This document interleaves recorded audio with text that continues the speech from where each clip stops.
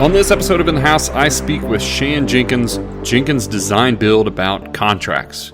We talk about fixed price versus cost plus and why contractors might utilize one over the other.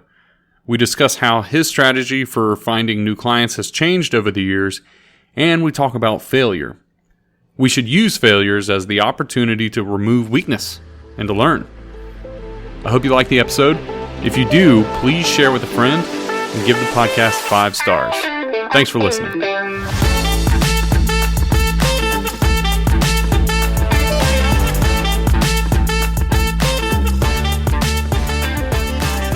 Today on The House, I have a very special guest with me. He's the owner of Jenkins Design Build here in Bee Cave, Texas. So a little bit about Jenkins. They've been in business, 30 plus years, and they have over 110 awards, and they've won 4-time Build of the Year here in Austin, Texas. So it's great to have Mr. Shan Jenkins on. How you doing today? Doing great. Awesome. Yes, sir. Yeah. Well, we were just kind of going into that. I'd like to get your story and, how you got into construction. I know you're an Aggie grad, and you went through the same construction science program, and I guess I should say I went through the same construction program that you did. So you're many years ahead of me. But kind of give me your background and how you got into construction and how the company came to be. Yeah, absolutely. So it's kind of a long story, but my interest in construction really started when I was young, because my uncle had a roofing company in South Texas, and it was the end of my 5th grade year, and I'm sitting on the couch, and Mom walks in and says, "What are you doing this summer?" I said, "Nothing." She said, "Wrong answer." Yeah, wrong answer. I got you a job with Uncle Cecil, helping him with his roofing business. So I did that for 3 summers, and that was really my first introduction to construction, even though it was, we did some framing, a little bit of framing as part of repairs and stuff that went along with that. But that's how I got started in it. And then, we didn't have the World Wide Web and all that like we do now. So you kind of latched on to what little you knew existed out there. Mm-hmm. And so when I went to A&M, I actually wanted to study architecture because I had taken a drafting class in high school. Started off in architecture for a couple of years, ended up transferring because I failed my drafting class. I actually got a D, but same thing.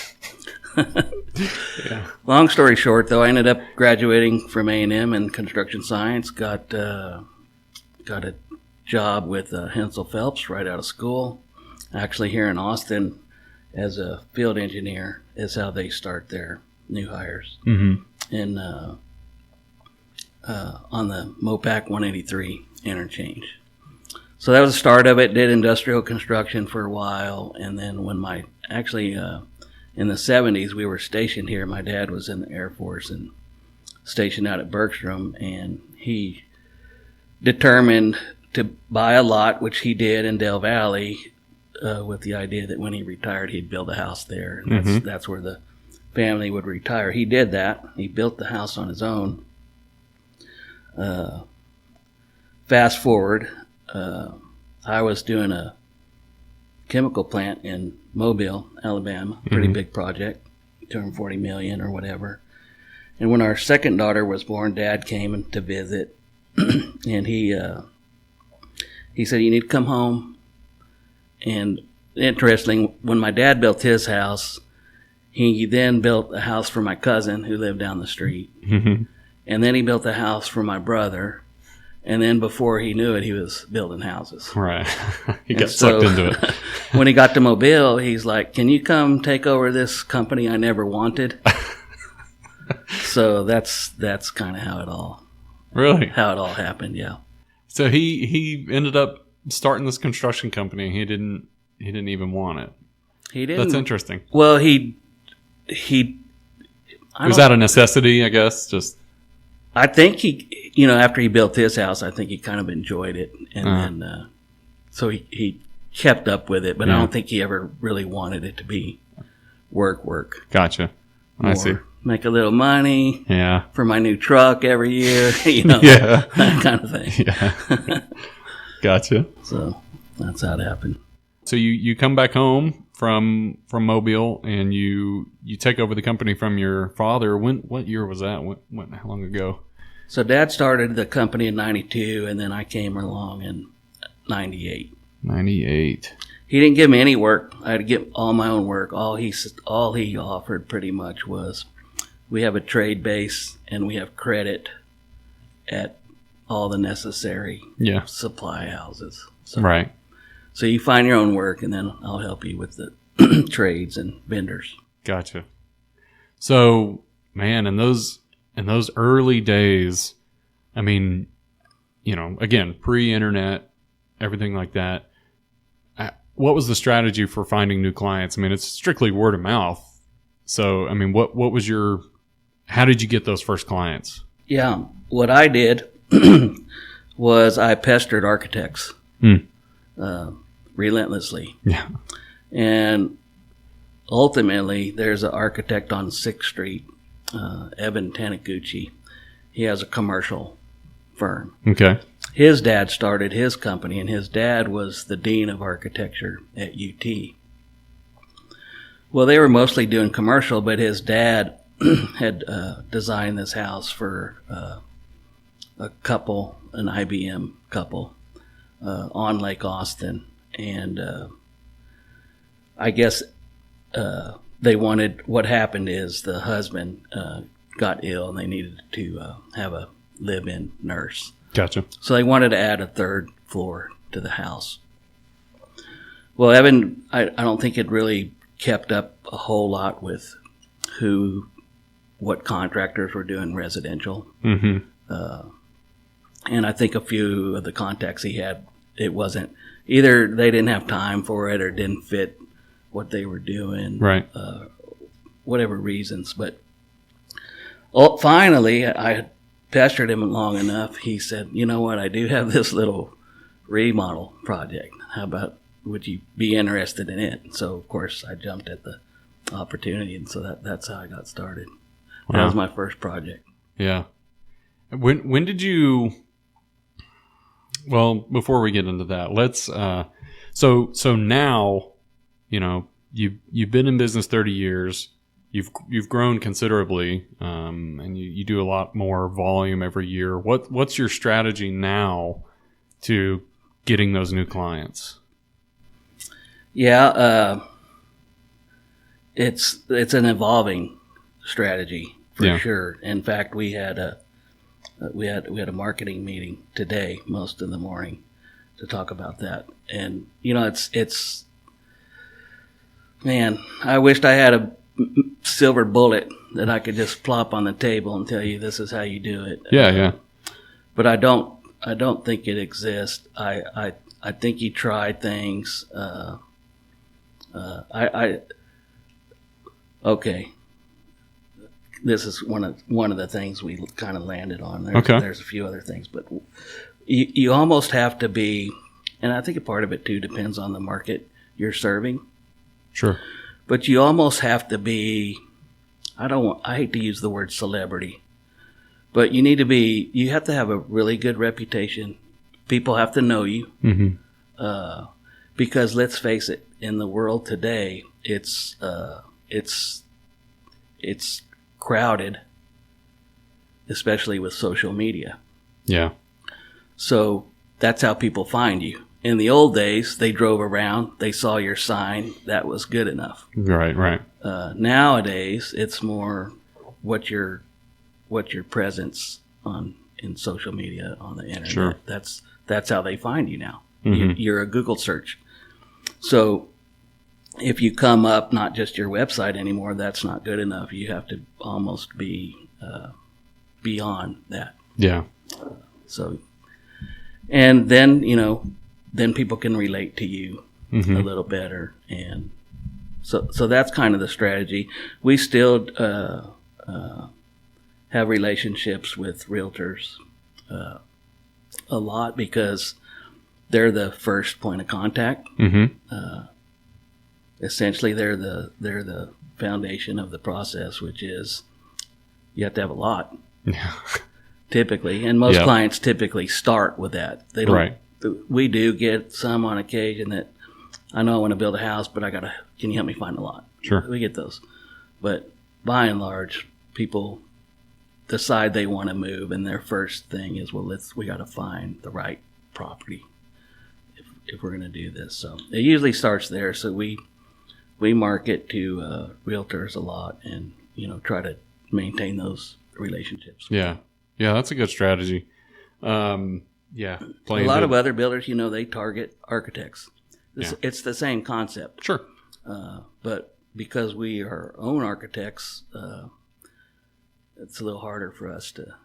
Yeah, it's interesting. I mean, you're still relying basically on word of mouth. You're relying on due to your networking, right? Your social media network and your website and those connections that you've made over the years. Yeah, I mean, you're at some degree you're still relying on the word of mouth. Telling your neighbor or your friend about you and all that. I mean, that's really what it boils down to. I mean, do you see social media as kind of a net benefit, or, I mean, it's kind of a love-hate relationship that I have with it. And, I kind of want to get your take on, because you've seen the whole, the industry grow over the past 30 years, and you've gone from no internet to internet, but it's kind of in its infancy, and now it's exploded and everything is on the internet. And so, I mean, just kind of give me your thoughts on that. I guess like so many things, it's, it has its pros and cons. Yeah. The pros are you can be a really good builder, like I felt like we were out in Dripping. That's where we started, or that's where I started, out in Dripping Springs, and was very content building there. But at, sand social media websites, it's pretty hard for a builder in Dripping to find a project on Lake Austin. It's just not going to happen. Right. Ordinarily. So I think it's beneficial in that regard, is you can get exposure to a larger audience. But at the same time, you can craft an artificial image. You can fool a lot of people. To allowing you to do something you may not be qualified for, which could result in failures for the owner, which, it happens. You see builders go out of business and things like that. So it's, it's like anything. It's two-edged sword. So that's why, again, I think social media is so important now, because I think you just got to have a wider. People aren't going to trust you just because of your website anymore. That's not enough. And you can paint a prettier picture that way. And it also allows you, the thing about social media, it kind of allows you to put,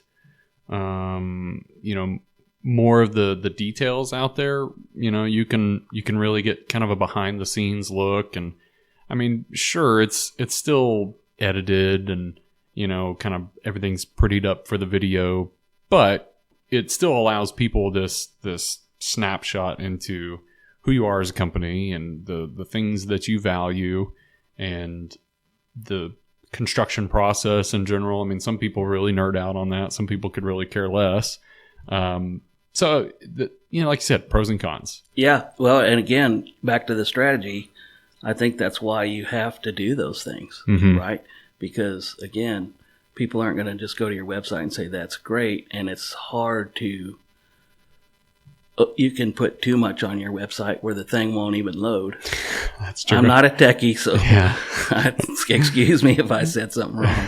But if you have a library of how-to videos on YouTube or Venmo, or not Venmo, but Vimeo or whatever they are, then you have additional credibility, and I think that's what it takes now. Yeah. Well, kind of going back to clients and how do you find good clients, in your opinion, what makes a good client? I've been of this same opinion for a long time, and obviously there are a lot of factors, but the biggest factor for me is, can they afford it? Mm-hmm.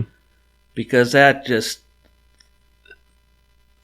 has so many ramifications. Sure. On how the project goes, the relationships, and it could be, it could be a $300,000 house. If they can't afford it, you're going to be miserable. Sure. It could be a $30 million house, but if they can't afford it, yeah, or they're just stretching themselves just a little too far, yeah, they're going to be unhappy. It's just miserable. Mm-hmm. You're fighting every detail, every cost, every change order. Can we get another bid? You can get another bid, but you probably can't get another qualified bid. Sure. I can get bids. You can find low bids. Yeah, they're out there. You're not going to like it, though. But we may pay in the end. Yeah. So I think that's the biggest single factor is, now obviously you want them to share your values for architecture and construction methods and those types of things. But at the end of the day, if they can afford it, and afford the quality you want to provide as a company, I mean, there really shouldn't be any issues. Yeah, that's good. Well, so during those initial client meetings, so somebody who, I don't want to say just somebody out of the blue who cold called you, but maybe, you've been talking to them over the phone and now you're having your initial sit down meeting with them face to face, or maybe via Zoom. I don't know. What are some things that send up red flags to you? Like, no, I'm going to pass on these guys and maybe recommend somebody else. I think a lot of it too. I mean, it kind of goes back to the cost issue. I think is the biggest red flag. A lot of the other ones I think you can overcome, and a lot of those with just candid conversations. But we actually asked them to, in one of our early interview questions with our clients, we asked them to rank in order of importance: budget, schedule, quality, landscape. I think there's a couple others that I've maybe forgotten or missed, and if budget is their biggest concern, in all likelihood, we're not the fit for them. I like to tell clients all the time, I said, and I say this a lot, I've got good news and bad news. The good news, I've been doing this for 30-something years. The bad news, you're going to pay for it. And what's the typical response to that? Well, I mean, they get it, right? Because there's a lot of lessons learned there. The ones you want to work with get it. Yeah. Because they understand, there's a lot of lessons learned there, and there's value in that. Yeah. They're going to benefit ultimately. For sure. Yeah. From efficiency, lack of rework, quality, better product, less maintenance, all those things. Yeah. Yeah, that's true. I guess the ones who take offense to that maybe are, that's a red flag you're going to pass on, Yeah. If they balk at that. Yeah, it's going to be, we try to politely refer them elsewhere because historically we're not going to get to the finish line. Yeah. Yeah, that's unfortunate, but I mean, that is definitely, that's a reality in the construction world. But I get it. It's a real concern for a lot of people. I mean, and there's builders out there for them. Yeah. There's mostly in the production world, but that's their goal, is to build an affordable product for people that need that. And there's nothing wrong with that. For sure. That's just not the client we serve typically. That's not your market. Yep. You got to stay in your lane. I mean, that's another important thing. So after those initial client meetings, you get a contract signed. What I wanted to go into the different types of contracts and really, I guess, the different types of budgets. So there's a fixed price contract, and then there's more of a cost plus. Sorry, I couldn't think of it. A cost plus contract. I know you've done both, and I think if I'm not mistaken, you lean more towards heavily on the fixed price contracts. Yes. Is there a strategy there? Like let's kind of discuss the differences between a fixed price and a cost plus a little more in depth, and then why go with a fixed price versus cost plus. And yeah, I think if you look at it purely contractually, most people can distinguish the differences pretty easily. Cost plus has its pros and cons. Fixed price has its pros and cons. But realistically, what tends to happen on cost plus projects is you start the project with a bunch of unknowns. Sure. That could be driven by the owner. That could be driven, well, it's usually driven by the owner. That could be driven by the contractor, the builder.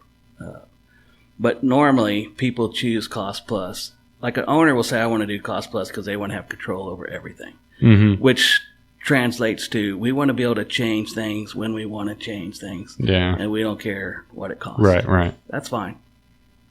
But that's typically what drives cost plus. Fixed price, and cost plus is easier from a planning standpoint because, well, there's not a lot to plan. There's a bunch of question marks. We don't know what this is going to be. Or even if you specify everything and they still want to do cost plus, it's probably because they want to change things, have the freedom to change things, which means, yes, even though we have specs, we don't really believe in them enough, right? Sure. To sign a contract over them. Right. So I think that's typical of cost plus. I don't know. It's lazy to me. My thing is, and I do both. And the underlying determinant from my perspective is to what level is the scope of work defined? Okay. If the scope of work is poorly defined or even non-existent, to a large degree, you have to go cost plus. No builder, I can't tell you what your house is going to cost. Yeah. Because we don't know. Right. We know very little about what we're doing.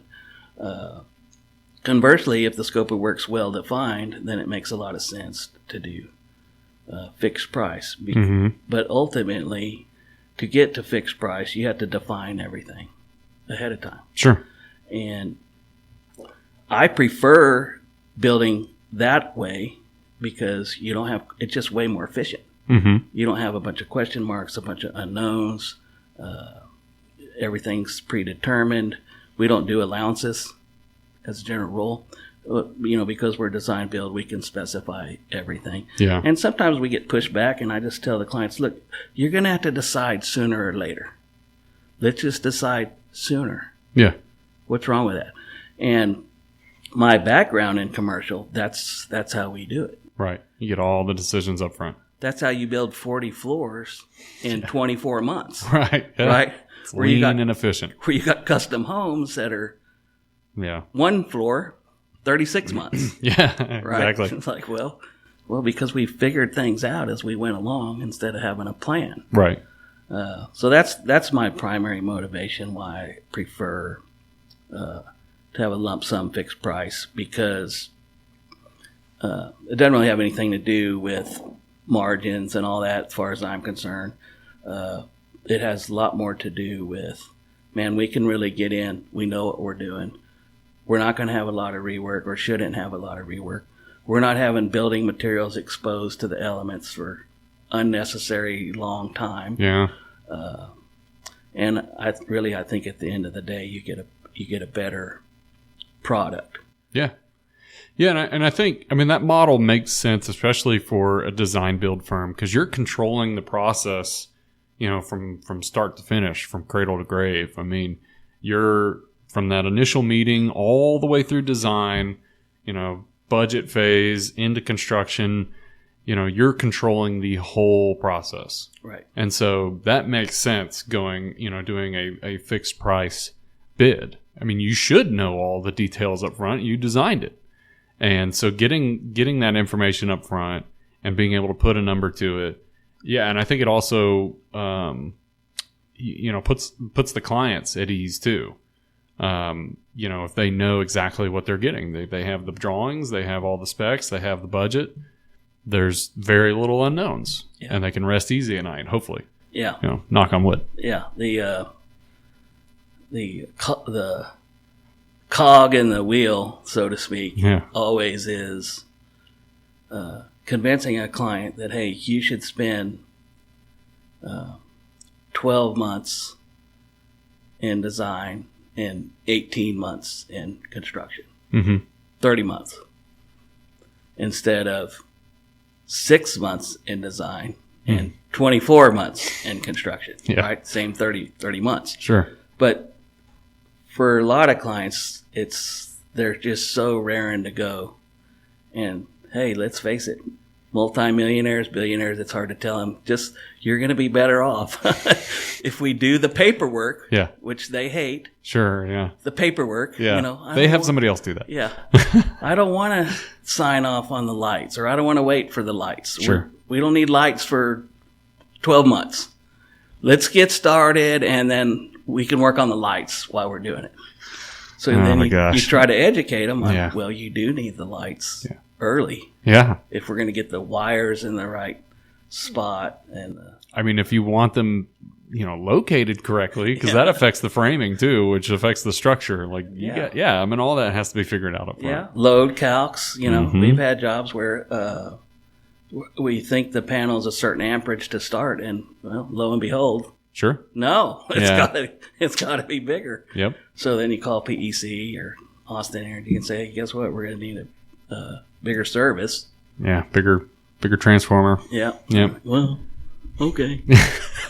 It'll be 6 months and $15,000. Yeah, that's true. Yeah.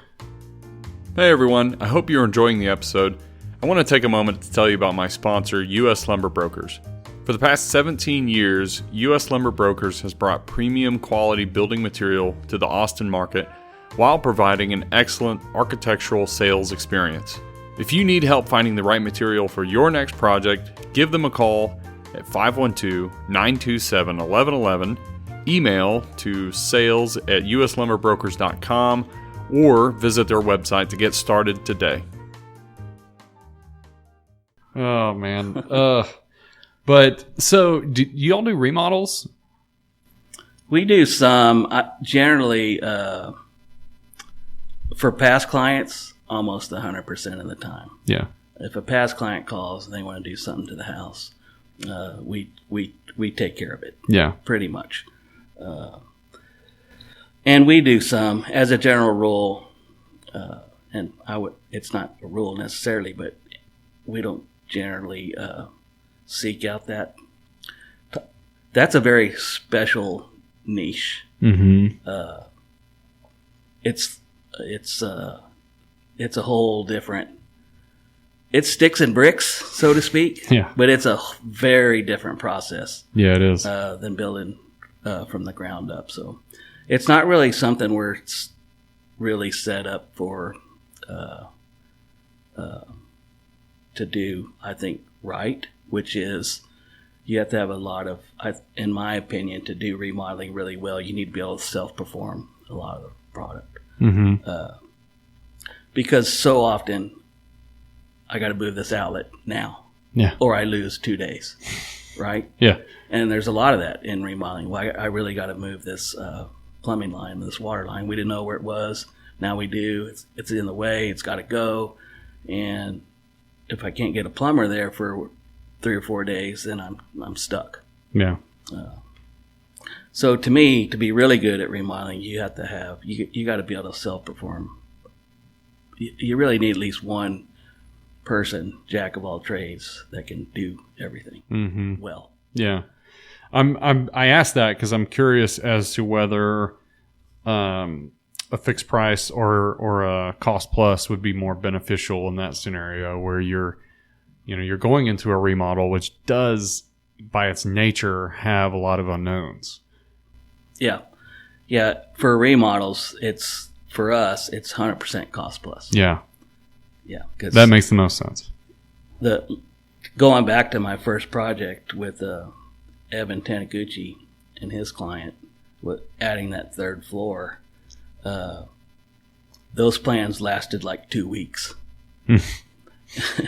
One of the issues was the way he designed it was the third floor was going to cantilever over part of the second floor. Yeah. But he wanted to leave the roof. He didn't want to rip the roof off because they're living there. Yeah, yeah. And the risk associated with that, which is fine. And we framed the floor to extend over the roof. All that went well. What happened was we needed 2 steps to get from the ground or the second floor to the third floor, more than what the architect did. Oh, okay. And the client threw a fit. Sure. She was like, no, I'm supposed to have 2, because actually the third floor had a little loft, and the loft part was what went over the roof, and it was 2 steps from the main third floor to the loft.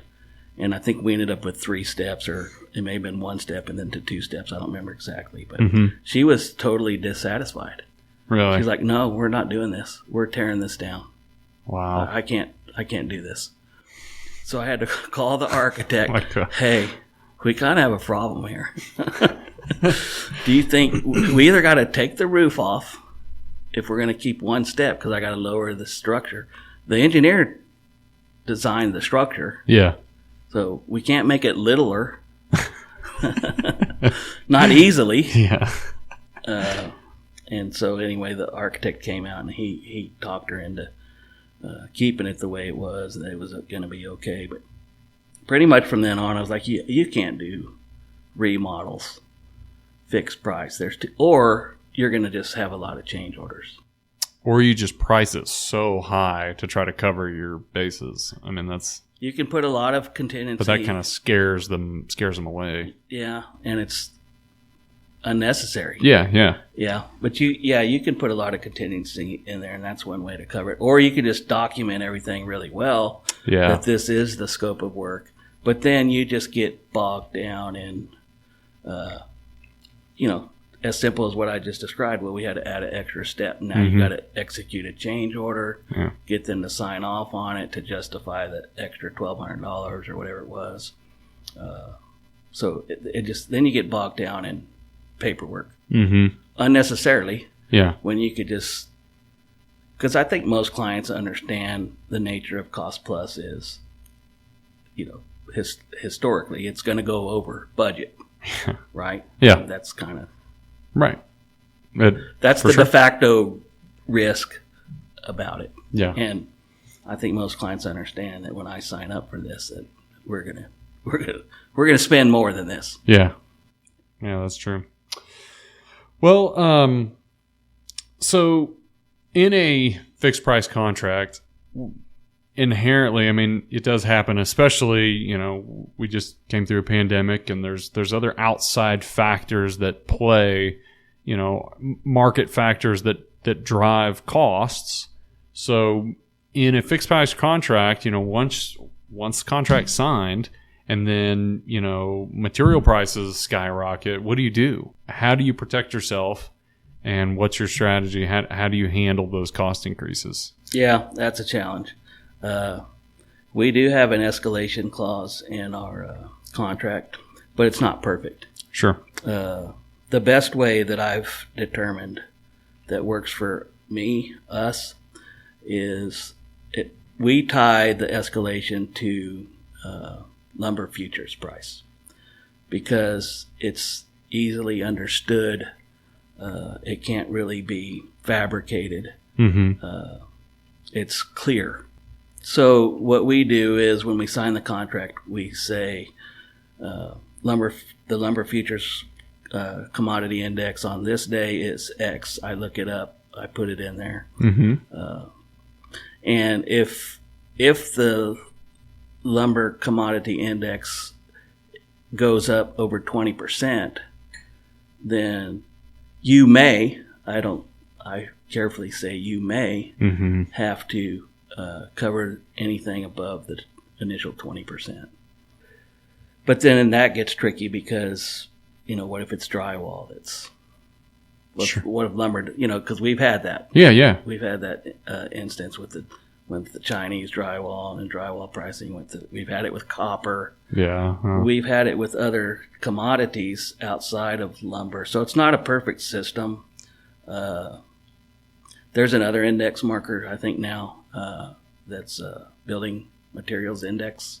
Okay. That's probably a better one to use. Is that more of a broad? It's broader. Okay. Yeah. That makes sense. Yeah, because I know even for a while, like after the, snow vid and the freeze that we had, like even PVC and PEX was skyrocketing. That was, Yeah, I mean, that was if you could find it, so you would hard pay anything. Yeah, exactly. I mean, it was like gold. That's right. Oh, man. Yeah. But, and lumber, yeah, I mean, everything just went up. And so, yeah, I was curious as to how y'all handled that. It's not perfect. And, we took some hits on from the pandemic and particularly lumber. Yeah. Because trim and all kinds of stuff. It was, we took some hits. As we paid the stupid tax, as I like to say. And, you're going to do that some. Yeah. Is that inflation, the stupid tax? No, but not being prepared for it is the stupid tax. Oh, okay. Not having the right clauses in your contracts. And, yeah. You learn from those things. But, yeah, we paid the stupid tax a little bit during the. Yeah. I mean, who saw that coming? But somebody did. Somebody did. Well, speaking of learning from your lessons, that's a good segue. The biggest question I had for you, you've been in the business for a long time, and something that everybody goes through is failure. And so I wanted to sort of get your take on, how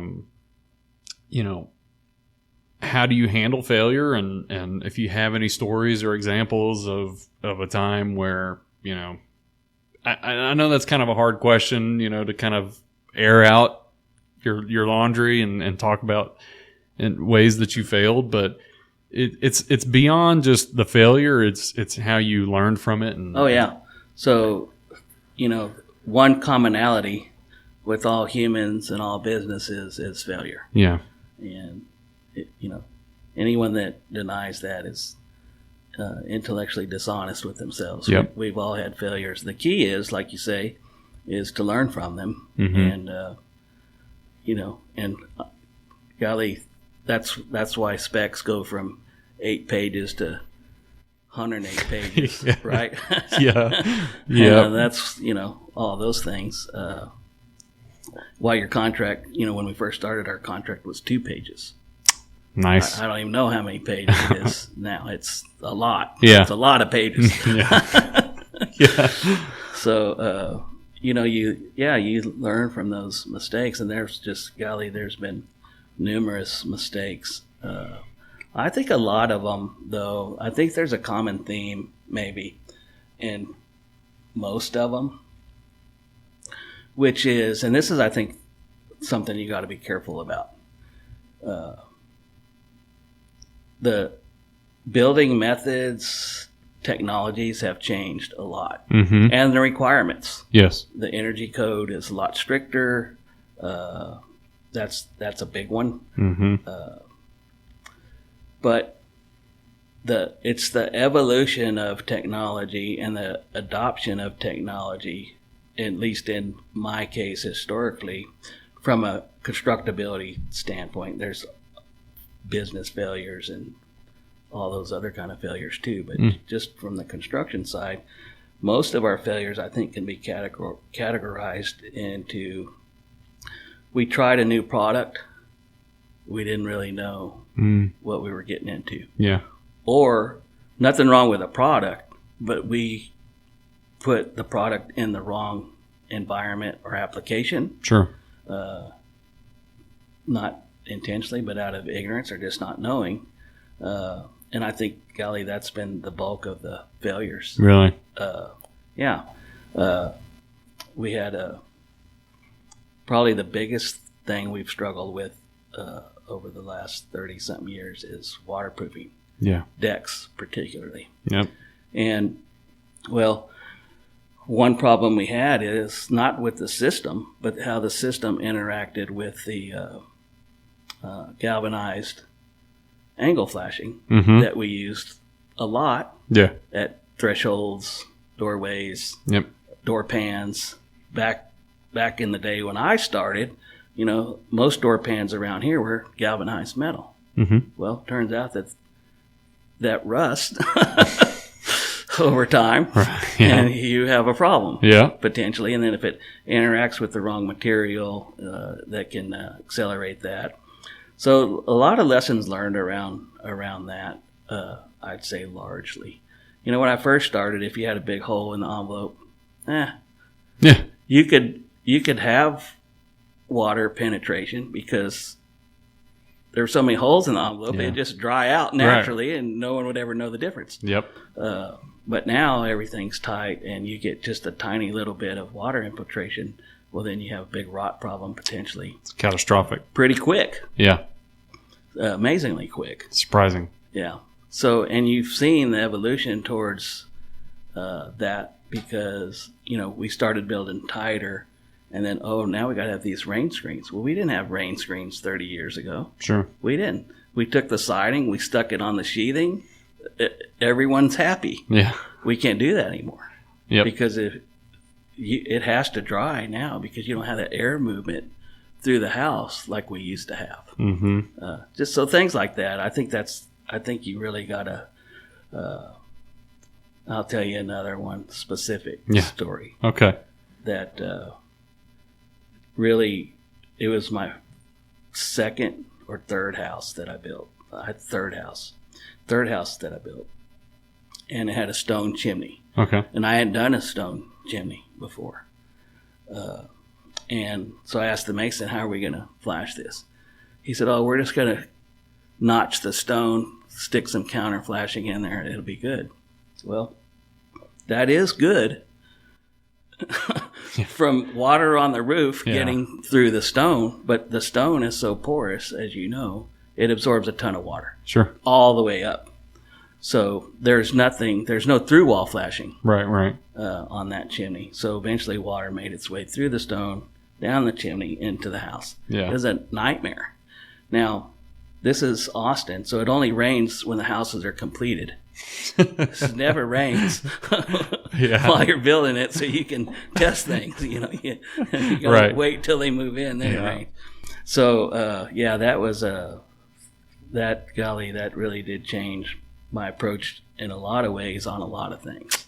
I bet. For one, I was very careful with this is how we've always done it. That's never a good answer for me. That's never a good answer, Let's put our thinking caps on.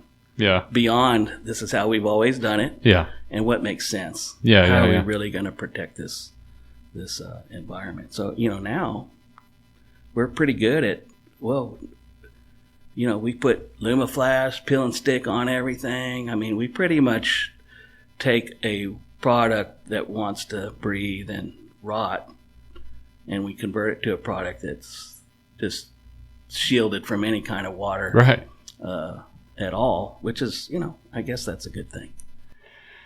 Yeah, man. And that's such a painful lesson to go through. But I mean, I'm right there with you when I hear that response of, well, this is how we've always done it. Yeah. Like, man, there's nothing that drives me crazier than hearing that. I've been doing this for 40 years and this is how I've always done it. Never had a problem. Like, never? I doubt that. You're probably just not paying attention. But there is some, if it ain't broke, don't fix it. I'm a big believer in that. But you also have to keep up with, the new technology and the new building methods because, a lot of it is, it's there to protect you. And there's a reason why, a lot of times you might not always agree with it, but sometimes, there's a good reason why a new product is out or a new method is there. It's because of some hard lessons like that people have learned. So. Homes are way better now. There's no question about that. Yeah. But one of the challenges we face a lot today is this is just a recent example with some water heaters. But the manufacturers will produce a new product. We've got the new Renine, Avion, whatever it is, XYZ. And it's going to be available to you such and such month, such and such quarter a year from now. And it's going to do this, this, and this that the other one didn't do.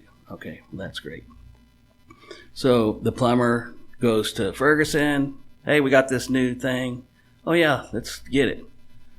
But there's a real disconnect today between manufacturing and it's just not hot water heaters in the education side of things. Sure. So much of what we're seeing now is the factory makes these changes. They send it out to the field, but there's not a education process to the guys actually putting it in. Sure. We did a bunch of water heaters in series, and it turns out there's got to be a communications cable. We used to not have to do that. But now you got to have a communications cable between the water heaters, which is new. And is not a problem if you know to do it. Sure. But it is a problem if the owner's living in there and they have no hot water. Yeah. Or, it's not working properly. So yeah. We've been going through a lot of that, and I think HVAC is a big one too, where the installers and even the people selling it don't really know how to program it, everything that has to be done to get it to work. Yeah. The way some engineer at Lennox or Trane decided, hey, this is going to be awesome. Well, that's good, but now we got extra colored wire. Nobody knows what to do with it. Just cut it off. It's fine. Yeah, just leave it. Yeah, I didn't need that one. We don't have time. We got to be done today. Yeah. Jeez. Well, what's something you wish you knew early on in your career? I think when you're young, starting out, the focus is profitability. You gotta make a profit. That's a good thing. Sure. You do have to be profitable. You got mouths to feed at home. I think the biggest thing that I was less focused on that side of the business side of it, and more focused on the people side of the business, because I wished I had hired maybe better qualified people versus, well, this guy's going to cost me less. Sure. It's just, that's probably the biggest. Hire people that work well in your system, not just what they cost, or that part doesn't really matter. Sure. If you have the right people doing the right job, then the money side of things will take care of itself, I think. I agree with that 100%. Well, last question I want to end with is, if you could snap your fingers and change one thing about the industry, what would it be? Everybody always says, this is the best job in the world if you don't have if you don't have to worry about trades or money, right? If money wasn't an issue and you didn't have to deal with trades, it'd be the greatest job in the world. Golly, I don't know. That's a good question. I love the challenge of it, and it's every day's different. Yeah. Every day is a puzzle, a new puzzle, and you really have to. These products aren't proven. Mm-hmm. They're one-offs, at least what you and I do. No one's done this before. Yeah. And kind of back to the technology thing, we may take a product that we think will work, but it hadn't really been in this particular application before. Yep. It was designed for vertical waterproofing, not horizontal waterproofing. But, well, it should work. Right. Well, maybe it does, maybe it doesn't. Well, I don't know. I kind of get sidetracked there, I guess, but I don't know. That's a hard question.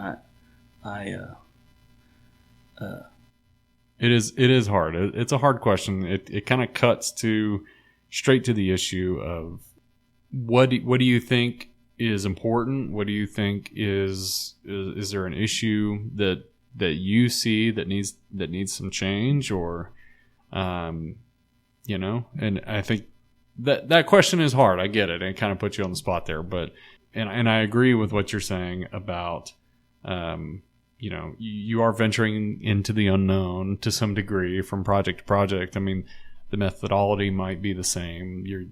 But the house itself, nobody's ever done it before. Yeah. So there are some challenges to that, and you are taking a massive risk, and it is a big puzzle. And that's what draws me to construction is solving problems and solving the puzzle. Because it's every single day somebody brings something to you, even if it's the smallest problem. Hey, this is a 30-second thaw. It's like, okay, it'll be fine. We don't have to tear the whole house down. It's not the end of the world. To, hey, we don't have a water line over here. We needed a water line. It's like, oh, well, that's a problem. Yeah. Let's figure this out. So, but it's stuff like that really just it gets your gears turning, and it just gets the creativity flying, because when your back's up against the wall and you have to make a decision, that's when you have to think on your toes, and you get really creative, and so that's what I like. That's my favorite part. I think if there's one thing I could change, the thing is I go back and forth on this, is my knee-jerk reaction is that no time constraints, right? Yeah. Mm-hmm. Not these unrealistic schedule deadlines. If we could get rid of that, that'd solve a lot of problems. But at the same time, I know human nature is, right? Impatient. Well, that, and if I give you 6 years, you'll take 6 years. Yeah. If I give you 10 years, you'll take 10 years. Yeah. So, and I know that the building materials aren't designed to withstand the elements for that kind of duration. So, the hardest thing I think we deal with is the schedule deadlines. Right? Mm-hmm. I think maybe that's universal, but certainly in custom, I think that's the biggest challenges. Because, and it's, if you're an owner and you talk to, or an architect, let's just say it's an architect. The client's having their plans drawn, and they ask the architect, well, how long should this take in construction? Well, they all have an idea, and the idea is based on experience. Mm-hmm. So they throw out a number. It should take 18 months. Yeah. Well, maybe not. Maybe we can't get these bronze windows early enough. Yeah. So maybe that changes the schedule a little bit. I think that's the biggest challenge is, I got to be in here and whatever the... Yeah.